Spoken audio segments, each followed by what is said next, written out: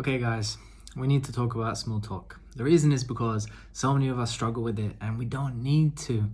The reason small talk is so difficult for all of us is because it's so diverse. There are so many different things that you can talk about that it's actually really overwhelming. Of course, there are some things that are very standard, like the weather or sport, but sometimes you don't want to talk about those things and you might consider it boring, or you might just feel like, what's the point in talking about that? There's the classic, how are you? Like, why do we even have this question in English? What's the purpose of it? But don't worry, there are a few things that you can do that's going to help you to become better at small talk really quickly, and it's just a few things that you need to implement. So first of all, you just need to focus on being a bit more active. So most people are quite passive when they have small talk, so they're always waiting for someone to ask them a question. Maybe no one will ask you a question. So being a bit more active, like ask something that you're interested in. Think about what's happened to you in your day. Think about what's been happening, like just in general, and ask that question. Don't be afraid to be passive.